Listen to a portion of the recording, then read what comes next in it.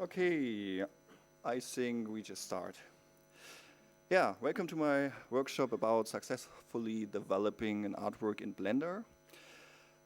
Basically, I want to inspire you a little bit in this workshop to do your own artworks, and I want to present to you a workflow that I've used for my artworks and that I think that works quite well. So this is more about creating, let's say, personal projects like little animations or static images. And I think it can be applied to a lot of creative projects. And also the first part about preparing this project is very, let's say, general and can be applied to many things. But I think this can help you to get your things done. So with this workflow, I want to show you here. It helps you to stay motivated from start to finish. This is one really important part. Then create an artwork that you are satisfied with and even get recognized by the community. And certainly one of the most important part, actually finish your artwork. And I guess a lot of people have trouble with this. Yeah, short about me, I'm Zacharias Reinhardt. You can call me Zach if you like. I'm from Germany. I'm a freelance 3D artist and also Blender Foundation certified trainer. Basically, in my company or my self-employment, I do Blender training in Germany for individuals, companies, one-on-one training, different things. And also I do customer projects, 3D animation, all kinds of 3D work. And yeah, this is basically the main thing I do, but if I have time, from time to time, I create my own artworks. And now a lot of people are coming. So let's wait a sec.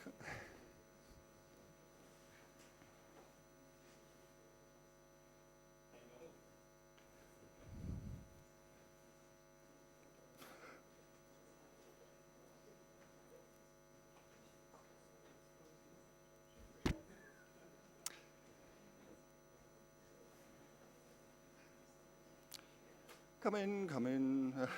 Not much space left here.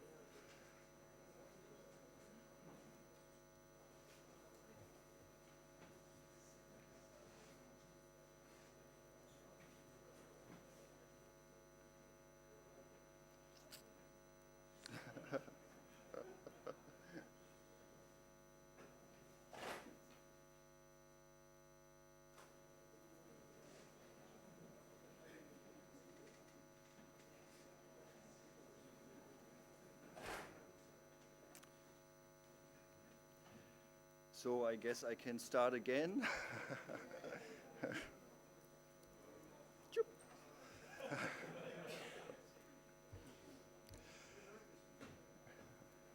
Two times now.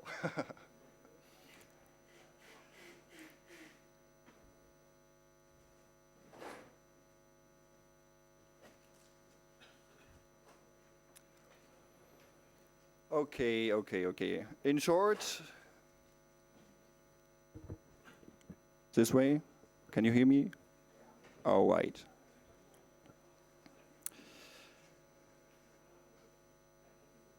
I think seat. There are some seats.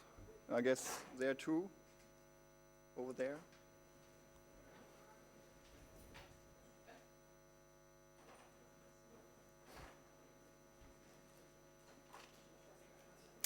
Okay. Successfully developing artwork in Blender. Basically, I want to show you a little workflow I use to create my artworks in Blender from time to time. Basically, in my company, I do Blender training and customer projects, but sometimes, if I have time, I do this little artworks. And yeah, I want to show you my workflow I use, which can help you to keep motivated from start to finish, to create an artwork that you are satisfied with, and also maybe you get recognized by the community, and certainly one of the most important part, actually finish your artwork. Yeah, my name is Zach, Zacharias Reinhardt in German. I'm freelance and Blender Foundation certified trainer. And yeah, some of you may know me from the YouTube channel Agensas Brothers. Recently, I also did some English tutorials there. But yeah, this year we had some changes, and Agensas Brothers was a company I had together with my brother. It's like film production, 3D animation, and also Blender training. But there were some changes, and now I'm basically in my own employment, my little company. And yeah, if you have any question about this, we can talk about that later. So here are my general 4 stages of my workflow to create an artwork. First of all, and the most important part, is preparation, and we will talk about this for quite a while. Then research and testing, if it is needed, and step 3 is actually creating the artwork. And step 4 is feedback and fine-tuning. So I will talk about all that in detail. Also, when I start an artwork, I set some personal goals, like learn something new, like a new tool, a new workflow that I've heard of, that I want to try out. Then certainly I want to improve certain techniques or workflows. And yeah, I try to meet my deadline I set to me, but this never works. Okay, my workflow in about, let's say about 1 minute. Okay, first of all, I find a good idea. Then I create an amazing concept art and create a pre-visualization, a hard word, and also known as block out. So I block out my scene with very simple shapes and colors. And then, step by step, I replace all these objects with high-resolution objects. Then, sometimes some things does not work. You realize a little bit later. Then try out new things, like here, a little overpainting in Photoshop. Then do the modeling, shading, lighting, eventually rigging and animation. Do the rendering and compositing, and then ask for feedback and fine-tune your image. So, really quick. So, all in all, from rough to detail, this is the overall workflow. Okay, preparation. As I mentioned, one of the most important part, because basically we define what we want to create in this stage. This is organization certainly is one important part, because if you don't be organized, this could block the whole process of creating an artwork. So if you don't know where to put your files, if you don't know what to store in which place, this can block you because you don't find your things you need. Then find a good idea. A good idea, this is very specific, but let's talk about that later. Create the concept art and the pre-visualization. Okay, organizing the project folder. So this is for, let's say, a smaller project, like an artwork. You can extend this for larger projects. This also works. But this is basically my folder structure that I use for creating my artworks, and I use this some years now, and it works quite well. Certainly we have a main folder with a project name. Then I always create a folder called fin. I try to keep the terms short, so that stands for final artwork or your final outcome of your project. So that means if you have a bunch of projects, you can simply click into one project and see immediately where the final outcome is. Then I have a library, a lib. There I store everything that will be stored, like reference images or rendered files. If you have video recordings or audio, there are many things you can put in here. And then we have the production folder. There everything gets stored that will be edited. Certainly the blend files, textures, or concept art, whatever. So things with versions, basically. Yeah, and one important thing, certainly you can create an big folder structure, but after all, you only create that what you need. So if you just have one blend file and 2 textures, you only need to create the production folder and nothing else. All right, finding a good idea. First of all, you need a direction. So what is your motivation? This can be many, many different things, like if you want to do something for your portfolio, you can do something. If you want to enter a competition, you can do something to improve your skills, for example. So there are many reasons why are you doing an artwork. So and after you know why are you doing this, you can ask yourself what fits to this motivation. Like if you want to improve a certain skill, certainly you have to do an artwork which involves this kind of technique or skill you want to learn as much as possible. If you want to do something for your portfolio, certainly you have to do something that you want to show, that you want to get hired in. For example, if you want to be a character artist, certainly do something with characters you can present in your portfolio. Yeah, and certainly if you enter a competition, for example, there are always given topics, so certainly do something with this topic. So after all, the conclusion is do something you like, because this is the best way to keep motivated. So this can mean a lot of different things. And for all the people that don't have any idea what to do, we have this weekly CG challenge going on Facebook right now. Also, we will publish the webpage in next week, I guess.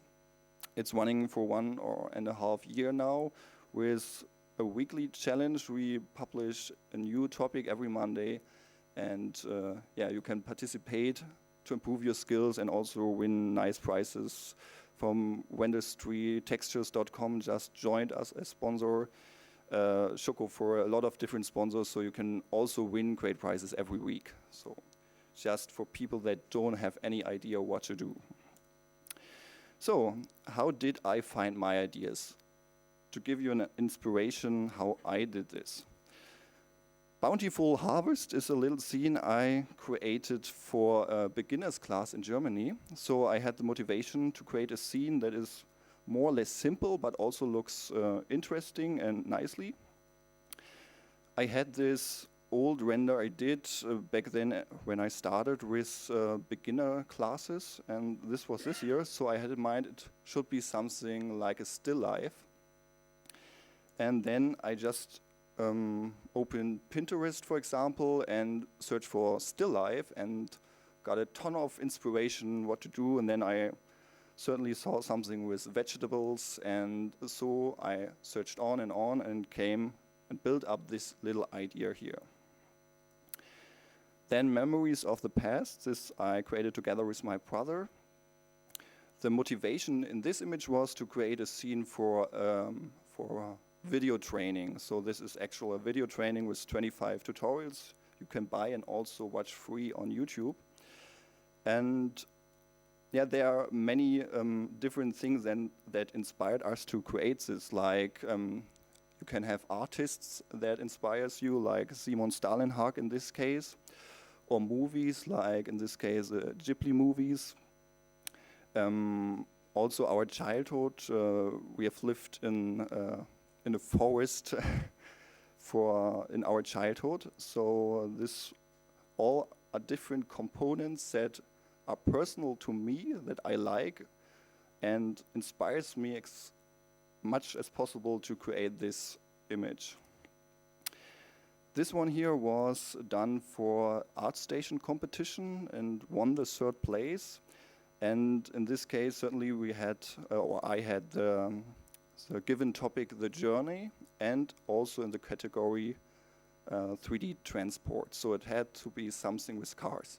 And yeah, when I found out that I really like putting legs on certain things like cars, and somehow this always works and looks quite interesting.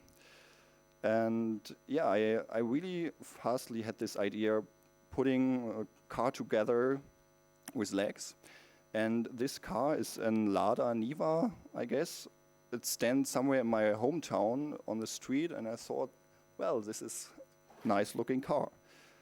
So, and yeah, journey, someone on the journey, so it has to be something a man could live in. So I added this trailer at the back. And yeah, the environment was created later on. I will talk about this later. Yeah, what's the most important thing for a good idea? That's the story.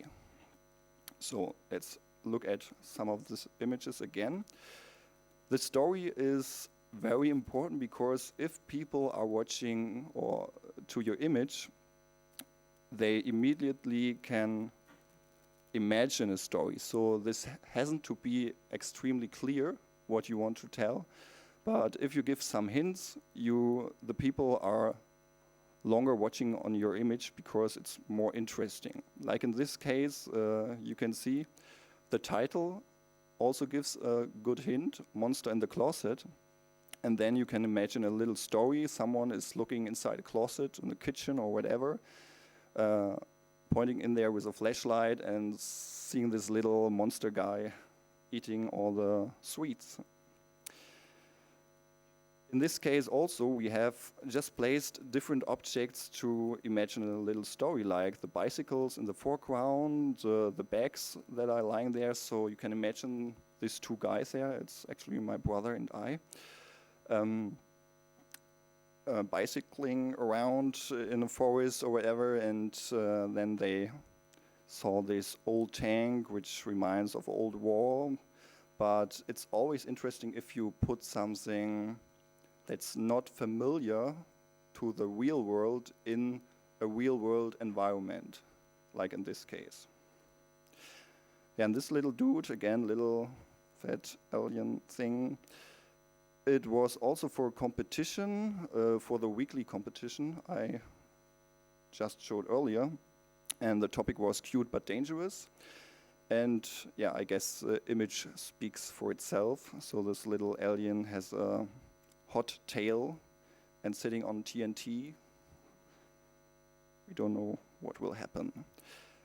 And yeah, the journey, the main focus was the robot car. So I thought I have to edit or add some elements to imagine a little story. So like this field or this old fence in the foreground, and also this dog looking out of the door. So you can imagine, okay, there must be a master of the dog inside this car, so I didn't have to model a real human. So I made this a little bit easier. And also the mood of the image, like the lighting or the fog, you can imagine that's somewhere in the morning, they are waking up and go on his long journey.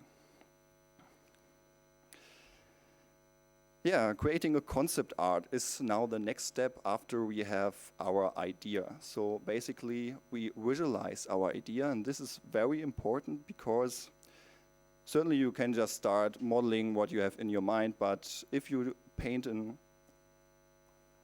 a little sketch or an overpainting like this up here was actually a photo, and I just painted on it with some basic strokes to get an idea what we can make there.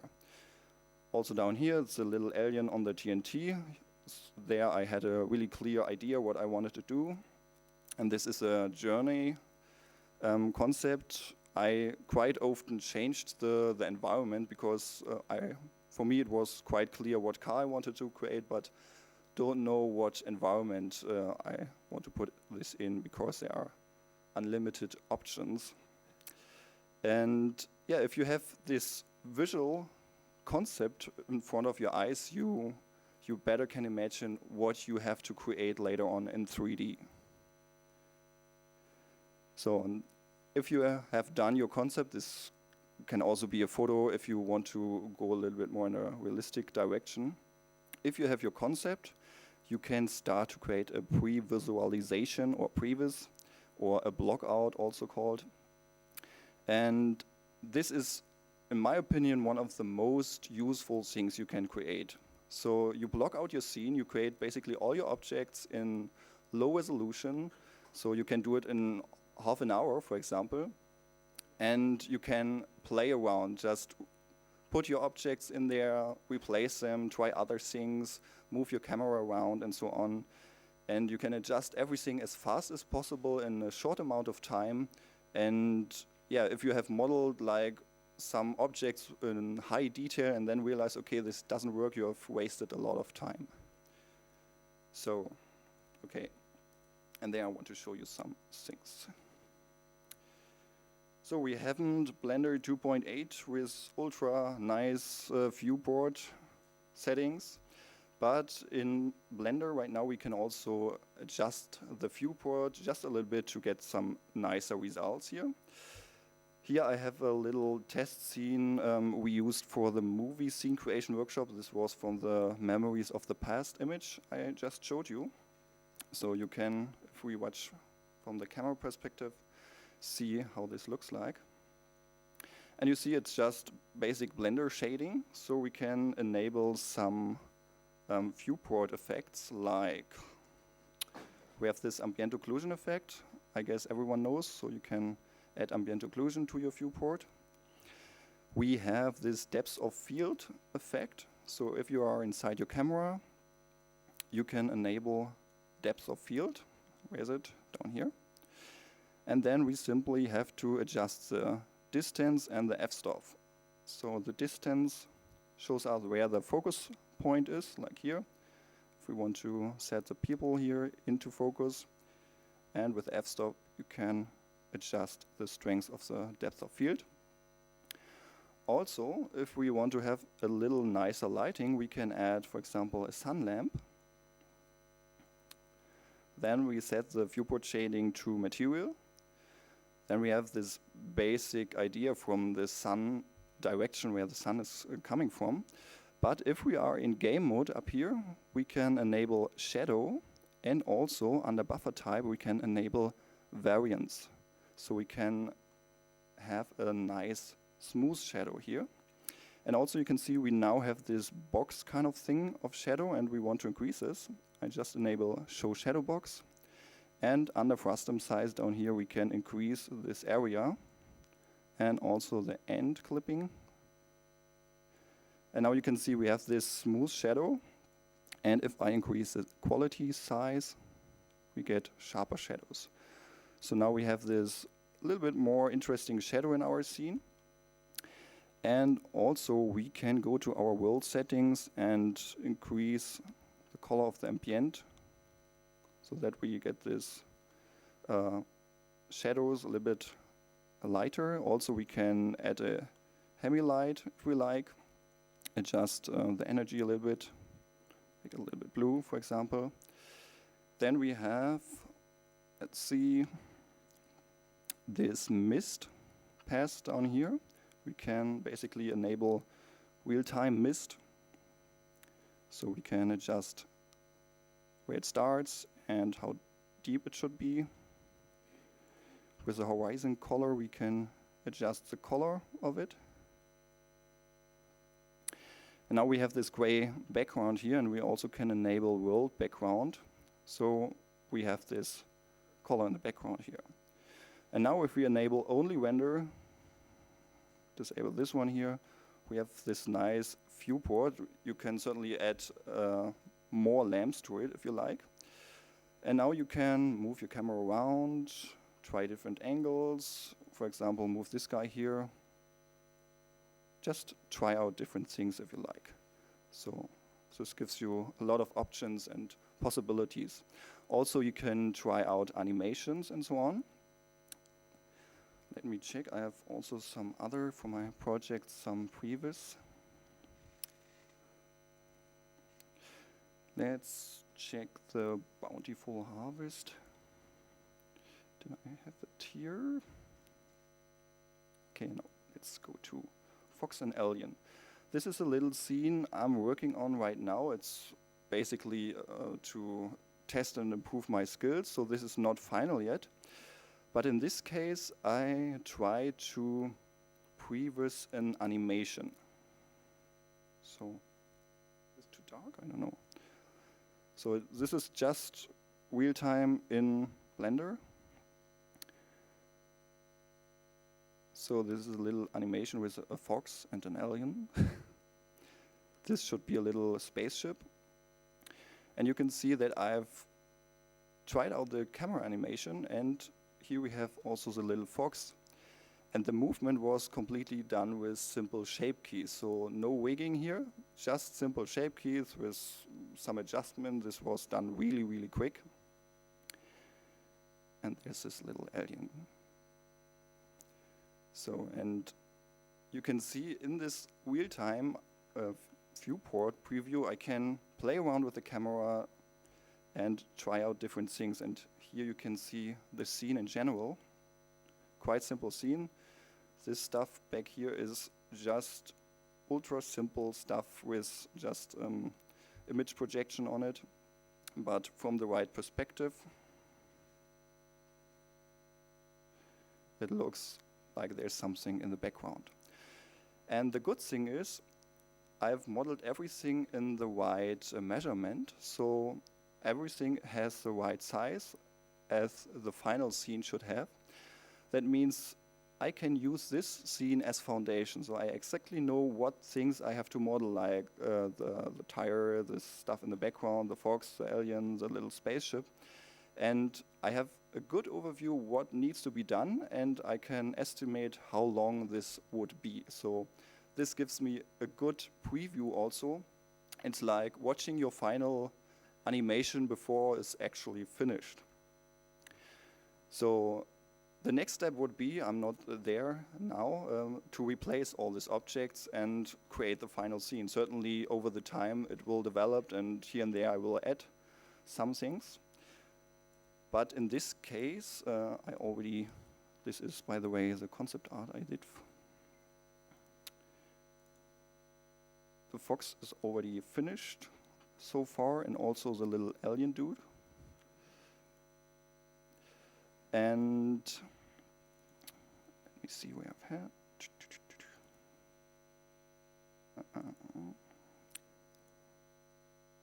Sorry, just one thing.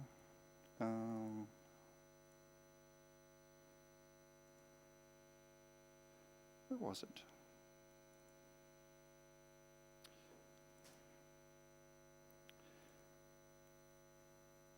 Sorry. I've stored it here. Well, it just was because I was nervous, so here it is. I did this just 5 minutes before the workshop. So in this case, I actually used this previous Fox model to create the sculpting from it. So this is not the final sculpting, but you can imagine this was the basic Fox model I used. So sometimes, or in most cases, you certainly don't use a low-res object as foundation and just create something new and replace the old one. But in this case, the proportion was okay because I took care that this is this way. Okay.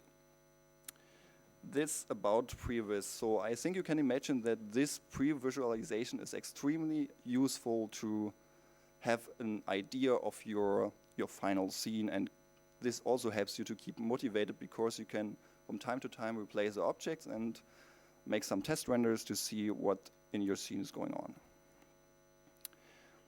Okay. Research and testing. This just quickly because it depends on your project and your skills. Like, for example, I show you the video, if this works. So the memories of the past was actually in animation.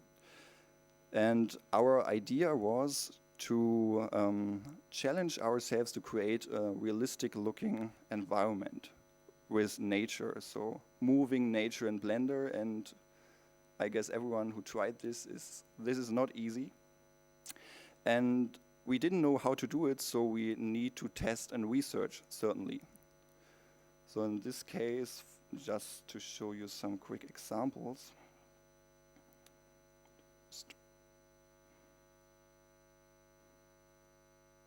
So for example, here this was from the real production, some tree tests, how we can do the animations. Also here, also the grass. And in this case, for example, I also tested how to do the bark of the tree in a more realistic way. So we tried on many, many different things, and a lot of those things didn't go in the final animation.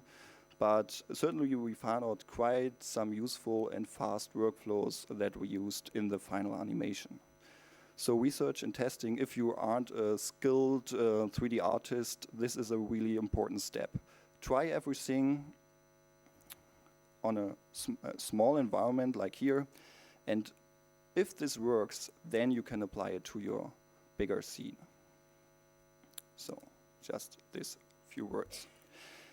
Yeah, now creating the actual artwork. Let the fun begin. As you saw before, the pre-visualization we use as foundation, replace all the low-res objects with a high-res object, and yeah, we only create what we need, and certainly we can cheat a lot. So let me show you some things for this. To only create what you need. So I show you this little animation. It has also some sound, but I'm not sure about music rights here, so I let the sound away. So you see this little scene, and basically it's just a box with vegetables. But you can, if you took a closer look, we have the shadows from a tree moving. We have these little particles flying around, and also we have this sun effects, sun blend effects. And all these little details help to make this image alive. So now if we zoom back, you can see this is actually super simple. So, but if we, in this position here, this looks as it is a part of a big scene. So we can imagine from this little scene with some tricks like the shadows that this is part of a bigger scene. Yeah. The particles are also super simple, just a particle system with some particles with volumetric spheres flying around. And yeah, this helps to sell it. Yeah. So I can show you in the blend file.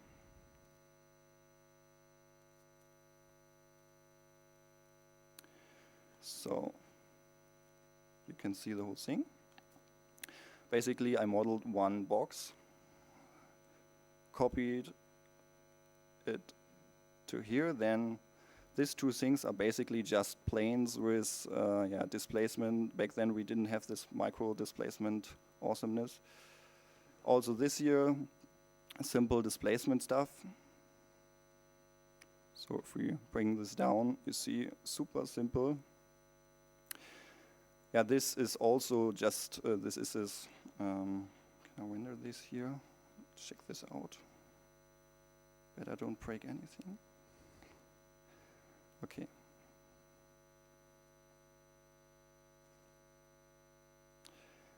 Yeah, this clause kind of thing, and basically the details I did with the texture and some transparency between all these little holes here. So this was basically also a plane projected with a shrink wrap modifier onto the surface. Yeah, this is the water. So if we have, let's check this. Oops. So if we enable this one, just a plane with some shaders on it. Particle system, also just a box with some particles. Just some spheres, as you can see here. Super simple. And we have this tree, and the tree motion I just did with a simple wave modifier. So yeah, and certainly for lighting in this case, I used an HDRI map from hdrihaven.com.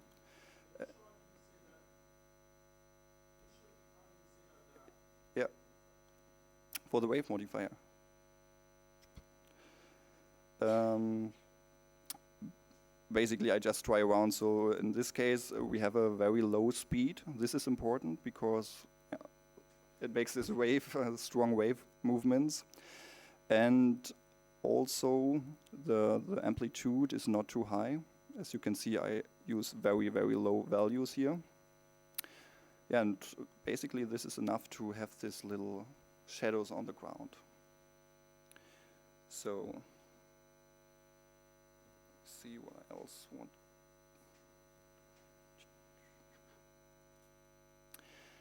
Yeah, also in terms of modeling, there are also ways to keep it extremely simple. So like in this case, it's just a texture with a height map and also nothing fancy. I just downloaded an image from Pixabay. So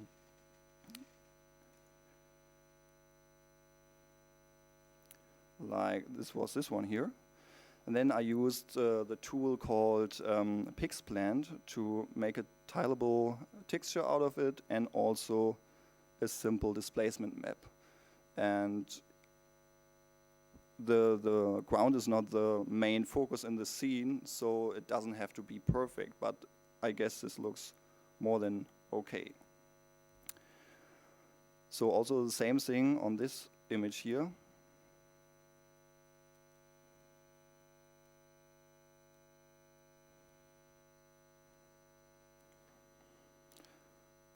One important thing to go a little bit back by testing and researching, it's very useful to try out other tools that can support you to create your artwork. Like for the forest scene with the two guys, we didn't animate anything by hand. This was motion capture with a sheep software and a sheep tool like Xbox Kinect sensor. So we did this simple motion capture animation there. Down here we also have this displacement, and you can see, as I mentioned, only create what is needed. I deleted everything that is outside the camera. And if I delete or disable the modifiers, just a subdivided plane in this case. Also the TNT is just a multi-res object, so quite simple, and these are all instances, so duplicated with Alt-D. So this is basically all the same object here. If I change anything, you can see it will change on all the other objects. In this way we save some memory in the end. And for this little alien dude, I certainly used dynamic topology sculpting, and then there's a free tool called Instant Mesh. You can do a really, really quick V-mesh or V-topology. And yeah, then I re-projected it on the other object with a shrink wrap modifier, and then you can store this information in a multi-res modifier. So quite simple. Also, you can see the scene in general is quite simple.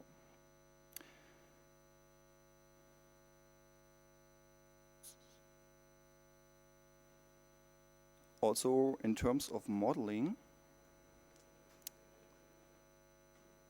let's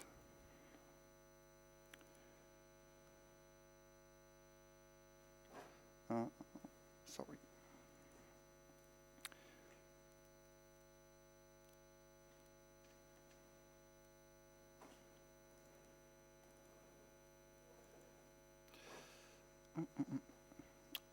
Sorry, things.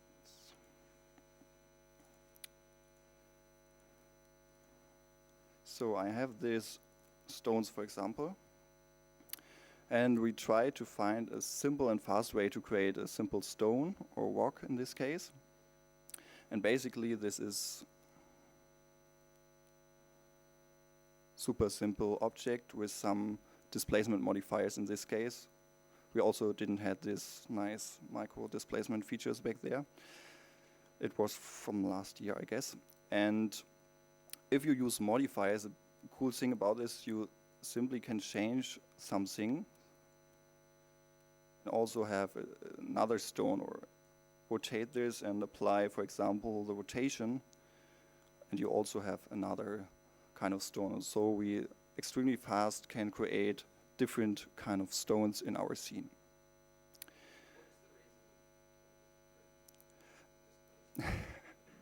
So I guess a lot of you know, if you just put in procedural texture on it, you have this clipping errors. So and I try to find a simple and fast way to avoid this, and basically I project the same displacement map from different directions. So and after this will calculate it one after another, and so you have way less of these errors in this case. Yeah.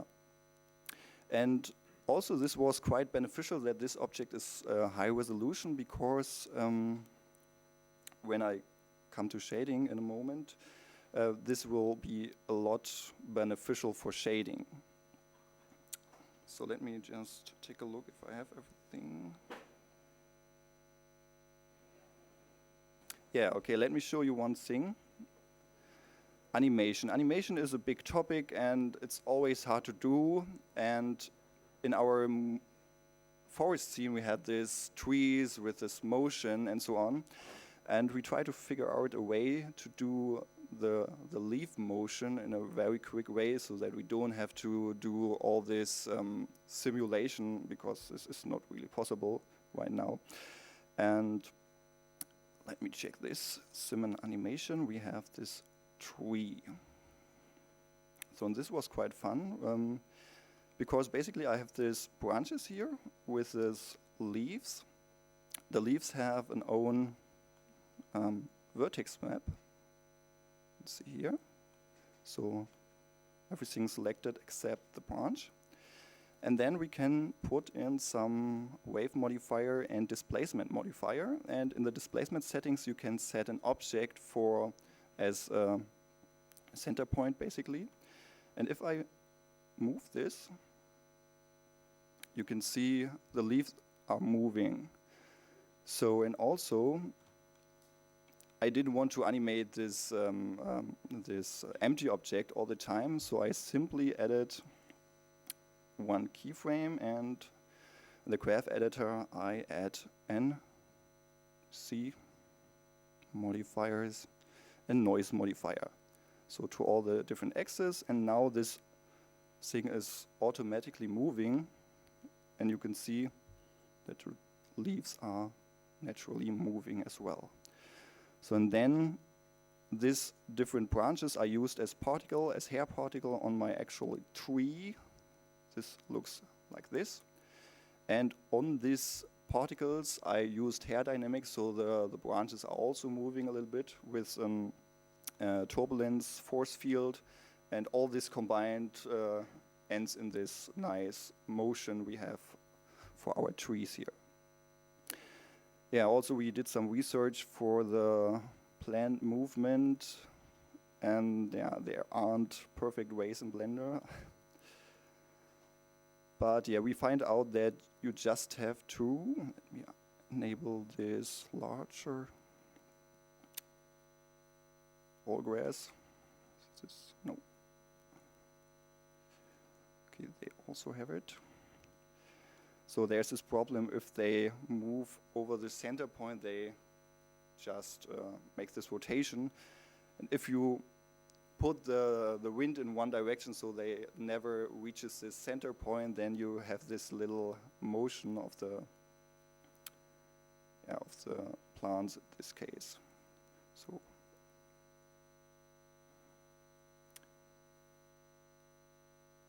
you can see this is moving. I don't know, did I bake this?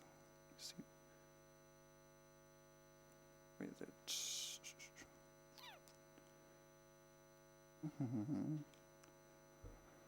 Yes.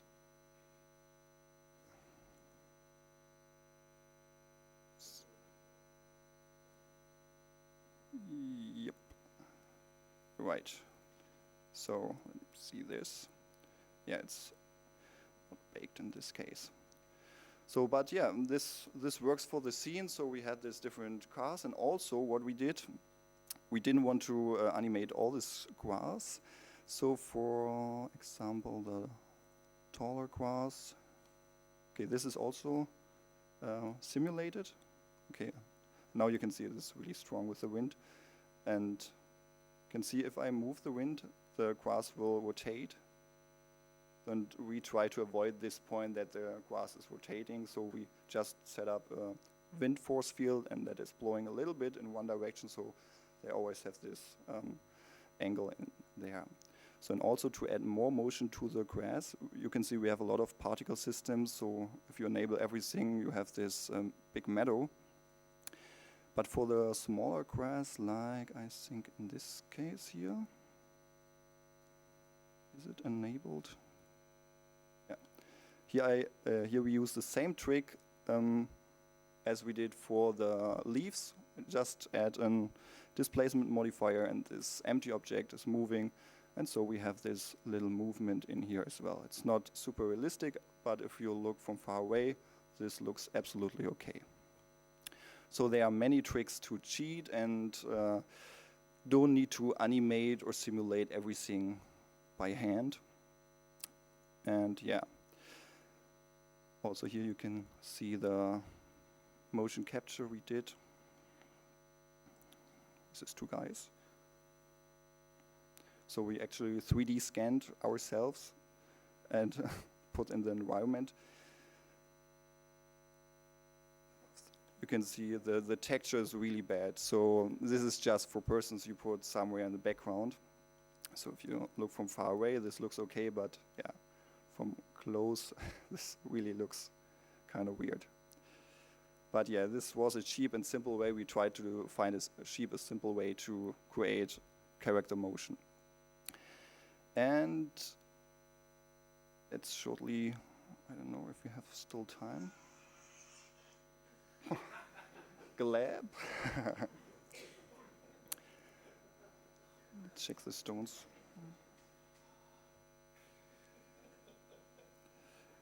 So back to the stones.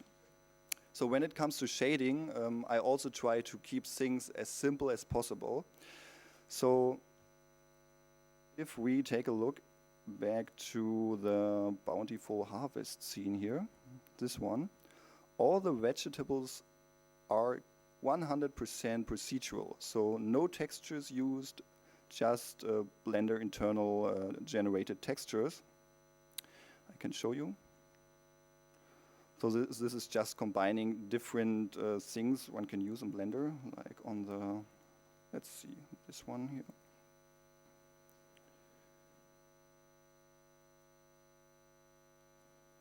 So like you can see here, oops. So we use the geometry of this object because we have this harder edges right here. So there, in this case, I use the pointiness feature. Certainly everyone knows. So down here. So you can see we have this black and white mask we can put into mix shader, and then we have this kind of effect, then a simple noise texture. Through Coloram, we have also this black and white mask and use another color, mix this in. Now we have basically the basic color. Then also with a gradient texture, I add this lighter part. Yeah, and then basically just some changes for glossiness and so on, and you got this nice looking effect. And this is 100% procedural, so you can put it on every other object basically.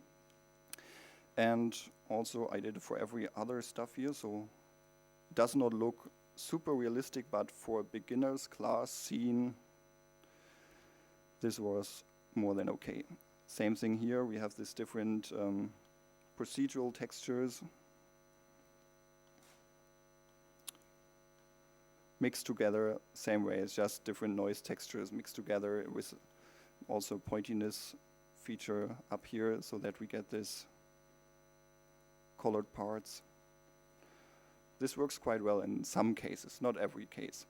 Then if I realize that procedural does not work, then I try to do it with a seamless workflow that I used for, oh my God, stones.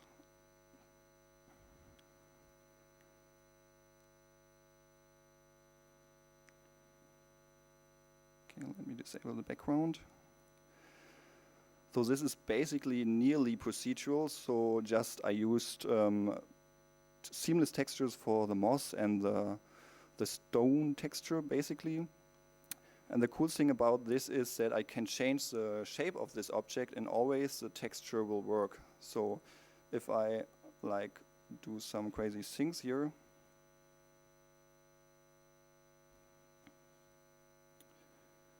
this also works. You can see the moss is now growing still on the upper side, and down here we have this gradient, and where all these hard edges are, we have this whiter parts. And this is basically also same things. So we have basically our stone texture, and I used the box mapping. I think everyone knows what the box mapping is. Super simple. Let's go back here. G. So basically this projects an texture, seamless texture from 6 directions, like a box on our object. And with this, if you set this from flat to box, you have this blend value, and you can see here we have the seams, and so we can blend the seams a little bit. So you don't need to care about the seams, and you simply can drag and drop your material on all your objects, and it just works. So and then the same thing I used as for the vegetable, I don't know the English word for this, to create this moss. Basically this is a vector that it just uses top information. And down here, this is simply a gradient texture, also uses a moss texture. And yeah, with the pointiness feature, again, I separated all these hard edges, so I got this information. So, and also what I try to do, if we take a look back at this animation, is to unify my shaders. So basically for everything what's green, every grass, plants, leaves, and so on, we just used one material. So it was super easy if I want to do a change. So I just need to change some colors, and the whole scene is on fall, for example.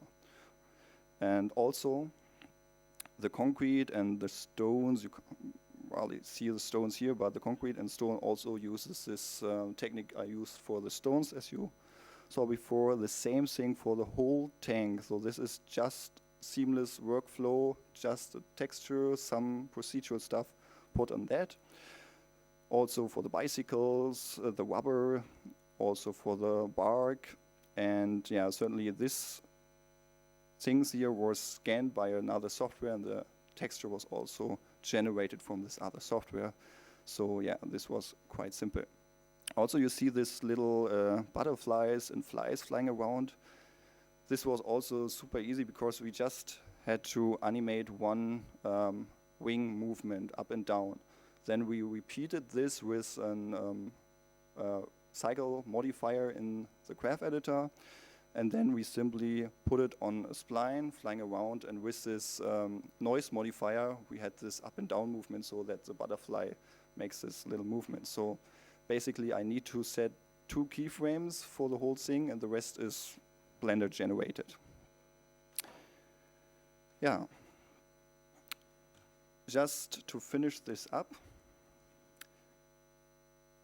we have one thing left.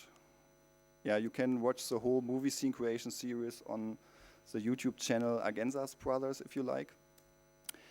And yeah, if you have created your first version of your artwork, then it's recommended to get some constructive criticism.